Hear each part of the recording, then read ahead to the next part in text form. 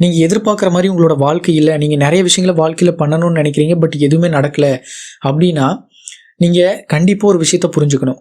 உங்களோட வாழ்க்கையில உங்களுக்கு பிடிக்காத நெறைய விஷயங்கள் நீங்க பண்ணிக்கிட்டு இருக்கீங்கன்னு அர்த்தம். உங்க வாழ்க்கைக்கு சம்மந்தம் இல்லாத நெறைய விஷயங்கள நீங்க ஃபாலோ பண்ணிட்டு இருக்கீங்கன்னு அர்த்தம். இந்த விஷயங்கள பண்ணிக்கிட்டு இருக்கிறதுனால தான் உங்க வாழ்க்கை இப்படி இருக்குது அப்படின்னு புரியாம வாழ்ந்துகிட்டு இருக்கீங்க அப்படின்னு அர்த்தம். இந்த மாதிரி உங்களுக்கு பிடிக்காத விஷயங்கள ஆரம்பத்துல நீங்க சகிச்சுக்கிட்டு பண்ண ஆரம்பிக்கலாம். அதுவே ஒரு கட்டத்துல இதுதான் வாழ்க்கை அப்படின்னு நீங்க ஏத்துக்க ஆரம்பிப்பீங்க. அதுக்கு பிறகு உங்க வாழ்க்கை மேலேயே உங்களுக்கு வெறுப்பு வர ஆரம்பிச்சுரும். இப்படி உங்களுக்கு பிடிக்காத விஷயங்கள நீங்க தொடர்ந்து ஒரு பக்கமா பண்ணிட்டு, இன்னொரு பக்கம் law of attraction practice follow பண்ணீங்கன்னா, அது உங்களுக்கு எந்த விதத்திலயும் பலன் தராது. ஒரு பக்கம் மோசமான விஷயங்கள பண்ணி, உங்களுடைய வைப்ரேஷன மோசமா மாத்திட்டு, இன்னொரு பக்கம் நீங்க ஈர்க்கணும்னு நினைக்கக்கூடிய அந்த வாழ்க்கைக்கு தகுந்த மாதிரியான பிராக்டிஸ நீங்க ஃபாலோ பண்ணும்போது, இது 2மே முரண்பட்டு நிக்கும். நீங்க எதிர்பார்த்த ரிசல்ட் அப்படிங்கிறது கிடைக்காம போகும். ஸோ முதல்ல உங்க வாழ்க்கையில உங்களுக்கு பிடிக்காத விஷயங்கள் நீங்க என்னென்ன பண்ணிக்கிட்டு இருக்கீங்க அப்படின்னு லிஸ்ட் பண்ணுங்க.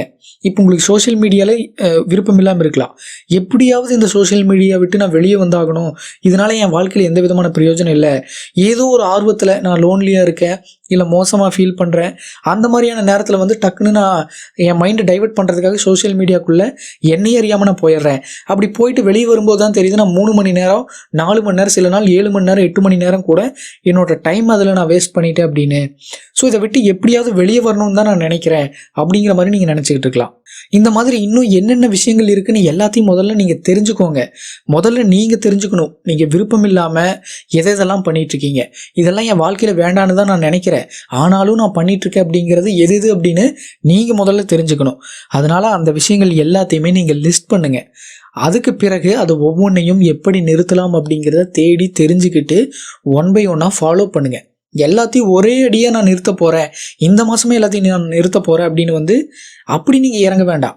ஒரே மாதத்தில் எல்லாத்தையும் நிறுத்தணும்னு இறங்குனீங்கன்னா அது வேலை செய்யாது. கண்டிப்பாக இதையெல்லாம் ட்ரை பண்ணுறதே நீங்கள் நிறுத்திடுவீங்க. நீங்கள் அதை நிறுத்துறது இருக்கட்டும், முதல்ல வந்து இதை ட்ரை பண்ணுறதை நான் நிறுத்துறேன்னு உங்கள் கான்சியஸ் வந்து ட்ரை பண்ணுறதை நிறுத்த வச்சிடும். அதனால ஒவ்வொன்றா வந்து நிறுத்த பாருங்க. கொஞ்சம் கொஞ்சமாக நிறுத்த பாருங்க. நீங்கள் இப்போ பிடிக்காத ஒரு வேலையை பார்த்துட்டு இருக்கலாம். நான் படித்த படிப்புக்கு இந்த வேலை தான் கிடைக்கும் அப்படிங்கிற மாதிரி நீங்கள் சொல்லிக்கிட்டு இருக்கலாம்.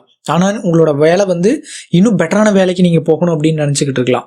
ஸோ இந்த மாதிரியான சூழலில் இது உங்களுக்கு ஒரு பிடிக்காத விஷயம்தான்.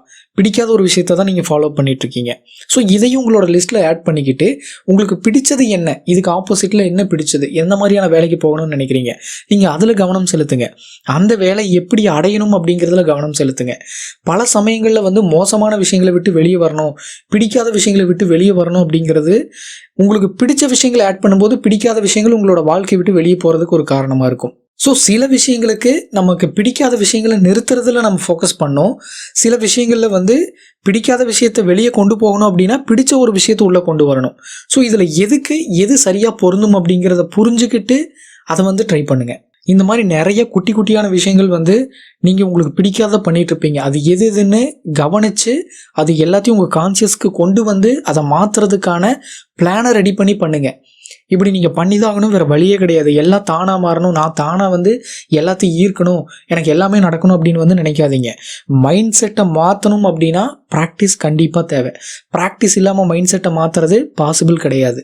ஸோ மைண்ட் செட்டை மாற்றுறது அப்படிங்கிறது ஒரு ஒரு குறிப்பிடத்தக்க ஒரு முக்கியமான பெரிய விஷயந்தான். இதை வந்து அவ்வளோ ஈஸியாக வந்து உங்களால் மாற்றிட முடியாது. கண்டிப்பாக ஒரு ப்ராக்டிஸ், ஒரு பயிற்சி அப்படிங்கிறது அந்த இடத்துல இருக்கணும். அப்படி இருக்கும்போது தான் அது படிப்படியாக மாற ஆரம்பிக்கும். நீங்கள் இது வரைக்கும் உங்களுக்கு பிடிக்காத நிறைய விஷயங்கள் நீங்கள் ஃபாலோ பண்ணிட்டு இருந்திருக்கலாம், அதையெல்லாம் சகிச்சுக்கிட்டு பண்ணிக்கிட்டு இருந்திருக்கலாம். ஆனால் இப்போது நீங்கள் இந்த லா ஆஃப் அட்ராக்ஷன் யூஸ் பண்ணி உங்கள் வாழ்க்கையை மாற்றணும் அப்படின்னு முடிவு பண்ணிட்டீங்க. ஸோ இனிமேலும் உங்களுக்கு பிடிக்காத அந்த மோசமான விஷயங்களை நீங்கள் சகிச்சுக்கிட்டு பண்ணணும் அப்படின்னு அவசியம் கிடையாது. அது எல்லாத்தையும் தூக்கி போட வேண்டிய நேரம் வந்துருச்சு. அது எல்லாத்தையும் தூக்கி போட்டுட்டு உங்கள் வாழ்க்கையை மாற்ற தயாராக இருங்க. நீங்கள் தொடர்ந்து மகிழ்ச்சியான மனநிலையில் இருந்தால் மட்டும்தான் உங்களுக்கு வரக்கூடிய வாய்ப்புகளும் சூழ்நிலைகளும் உங்களுக்கு மேலும் மேலும் மகிழ்ச்சியை தரக்கூடியதாக இருக்கும்.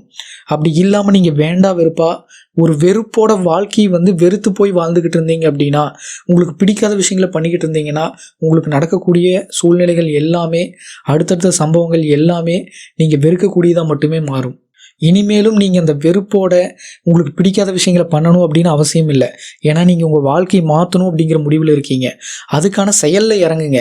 ஆக்ஷனில் இறங்கியே ஆக வேண்டிய நேரம் வந்துருச்சு. ஸோ அந்த டைம் இதுதான். இந்த டைமில் உங்களுக்கு எது எதெல்லாம் தேவையில்லாத விஷயங்கள் அப்படின்னு லிஸ்ட் பண்ணுங்கள். அதையெல்லாம் உங்கள் வாழ்க்கையை விட்டு தூக்கி போடுங்க. எது எதெல்லாம் உங்கள் வாழ்க்கையில் இருக்கணும்னு நோட் பண்ணுங்கள். அதை எல்லாத்தையும் உங்கள் வாழ்க்கையில் கொண்டு வரதுக்கான ப்ராக்டிஸில் இறங்குங்க. உங்களுக்கு பிடிச்ச மாதிரி உங்களோட வாழ்க்கையை மாற்றுங்க. மகிழ்ச்சியாக இருங்க. நன்றி.